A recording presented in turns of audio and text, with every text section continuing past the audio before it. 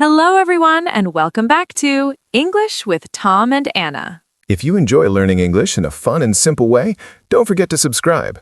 Yes, seriously, hit that subscribe button. Future you will be very thankful. I'm Tom, And I'm Anna. and today we're talking about something super important. The structure of English sentences. Don't worry, we're going to make it easy, natural, and maybe even a little fun. Yes, Tom, even grammar can be fun, I promise. I'm not fully convinced, but let's try. Okay, Tom, let me ask you something. When you hear a sentence like, I eat apples, what do you notice? It sounds simple, like normal English. Exactly. That sentence follows a basic structure. Structure, like a pattern? Yes, English sentences usually follow a pattern, and the most common one is subject, verb, object. Okay, slow down. What is a subject? Good question. The subject is the person or thing doing the action. So in I eat apples, the subject is I, Yes, perfect. and the verb is eat, right? Exactly. The verb is the action. And apples is the object. Yes, the object is what receives the action. Wow, that actually makes sense. See? Not scary at all. Okay, let me try one. She reads books. Great. Tell me the structure. She is the subject, reads is the verb, books is the object. Yes, you got it. I feel smart already. You should. That's the foundation of English sentences. So, every sentence follows this structure? Not every single sentence, but many do, especially simple sentences. Okay. What about I sleep? Good one. That's subject, verb. There's no object. Oh, so sometimes we don't need an object. Exactly. Some verbs don't need one. Like sleep, run, smile? Yes, those are great examples. Okay, I like this. It's starting to feel logical. That's the goal. But Anna, sometimes sentences feel longer and more confusing. That's true. Let's build a longer sentence step by step. Okay, I'm ready. Start with I eat. Easy. Now add an object. I eat pizza. Now I'm hungry. Tom, stay focused. Sorry. Now let's add more information. I eat pizza every Friday. Oh, so we're adding time. Exactly. That's called an adverb of time. Fancy name, but simple idea. Yes. Now let's try another one. She is reading a book. Okay, this one feels different. It is a little different. It's in present continuous tense. That sounds scary again. Don't worry, let's break it down. She is the subject. Got it? Is reading is the verb phrase. Verb phrase. Yes, sometimes verbs have more than one word. Okay. And a book is the object. Exactly. So even longer sentences still follow structure. Yes, always look for the subject and the verb first. That's a really helpful tip. Let's practice together. Ready? Let's do it. I'll say a sentence and you tell me the subject. Okay. I found a lovely cafe. Subject, I. Good. Now the verb. Found. Perfect. And the object? A lovely cafe. Excellent. This is actually fun. See, I told you. Okay, my turn. Anna, what's the subject in the dog barked loudly? The dog. Nice. And the verb? Barked. What about loudly? That's an adverb. It tells us how the dog barked. Wow, you're good at this. Years of practice, Tom. Okay, I want to try a real-life situation. Go ahead. Imagine I'm at a restaurant. I say, I would like a burger. Perfect sentence. Subject is I. Yes. Verb is would like. Correct. Object is a burger. Exactly. And also, I'm still hungry. Tom, you're always hungry. It's part of my personality. Let's try another real-life example. We are going to the market. Okay, subject is we. Yes. Verb is are going. Good. Object, the market? Yes, but here it's more like a place. Oh, so objects can be places too. Yes, not just things. Interesting. Now, let's talk about questions. Oh no, questions are tricky. They're not that bad. For example, are you happy? That's different. The verb comes first. Exactly. In questions, we often change the order. So it's not subject, verb, and object anymore.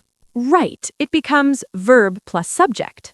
That's a little confusing. Let's practice. You are tired. That's a statement. Okay. Now make it a question. Are you tired? Perfect. Oh, I see the pattern now. Yes. This is getting interesting. And we're just getting started. All right, Anna, I'm ready for more. Great. Let's keep practicing questions. She is your friend. Question. Is she your friend? Excellent. This really feels like a puzzle. Exactly, Tom. And you're solving it step by step. Okay. What about negative sentences? Good. Let's do that. For negatives, we usually add not. Like, I am not ready? Yes, perfect. Or, he does not understand. Exactly. So the structure changes a little. Yes, but the subject is still there and the verb is still there. Okay. I think I'm getting comfortable now. That's great to hear. Anna, can we try a longer conversation again? Of course. Let's make it more real this time. Okay, I'll start. Hi, Anna. What are you doing? I am studying English Why are you studying English? because I want a better job. Oh, that's a good reason. And also a good sentence structure. Let me try. I am learning English because I love it. Perfect. Subject, I. Yes, Verb, am learning. correct. Object, English.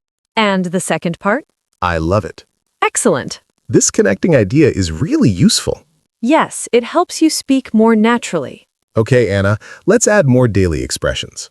Yes, this is very important. Repeat after me. I am on my way. I will call you later. I am running late. I am feeling good today. What are you doing right now? These are all very common. And very useful in daily life. Exactly. Okay, I want to try a small emotional conversation. Oh, I like that. I feel nervous Why do you feel nervous? because I have an interview. Don't worry, you will do great.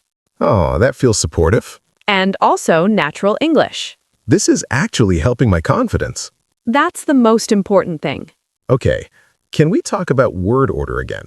Yes, because it's very important. Sometimes I want to say something, but I mix the words. That's normal. Let's fix it. Okay, Wrong sentence. I to school go. yeah, that sounds wrong. Correct sentence. I go to school. Subject plus verb plus place. Exactly. Another one.